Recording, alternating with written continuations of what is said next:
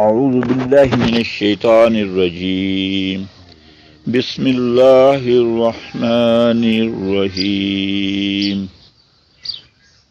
لم یلد ولم یولد صدق اللہ العظیم رب اشرح لی صدری ویسر لی امری واحلل عقدۃ من لسانی یفقہوا قولی آمین یا رب العالمین۔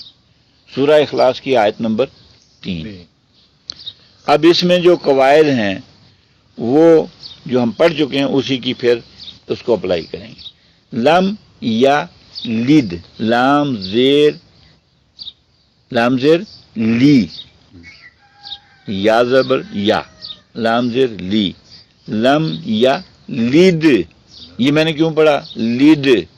اس میں کون سا قانون ہے؟ کلکلا، دال ساکن آ گیا، دال ساکن آ گئی، جزم بھی ہے۔ اب آپ کو سمجھ آئی کہ یہ قانون سیکھا تو کتنا فائدہ ہو گیا۔ اب میں نے نہیں بتایا آپ کو، آپ نے خود ہی کہہ دیا کہ یہاں کلکلا ہوگا، لم یا لد۔ حالانکہ ہم یہ ایسا نہیں پڑھ رہے تھے، پہلے ہم کہتے تھے لم یا لد، لم یا لد ولم یولد، یوں پڑھتے تھے۔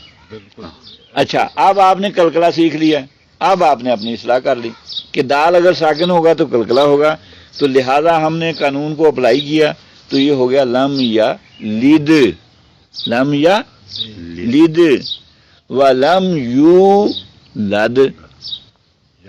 یہاں بھی دال پہ کلکلا ہو گیا۔ آج ایک ہی قانون ہمارے سامنے آیا کہ دال ساکن ہو تو کلکلا ہوتا ہے، اور یہ ہم پڑھ چکے ہیں پہلے، اس کو صرف ہم نے آج اس پہ اپلائی کر لیا، لم یلد ولم یولد۔ تو آج تیسری آیت میں ہمارے لیے بہت آسانی ہے کہ اس میں کوئی پر حرف نہیں آیا، کوئی اور قانون نہیں آیا، صرف وہی قانون جو ہم پہلے پڑھ چکے ہیں کہ دال ساکن ہوگا تو اس پہ کلکلا ہوگا۔ آج ہم نے صرف اسی کا خیال رکھنا ہے، تو اس کو پڑھیں گے لم یلد ولم یولد۔ اللہ تعالیٰ اس سیکھنے کے عمل کو ہمارے لیے آسان بنا دے، اسی لیے ہم کہتے ہیں ربی یسر ولا تعسر وتمم بالخیر وآخر دعوانا ان الحمد للہ رب العالمین۔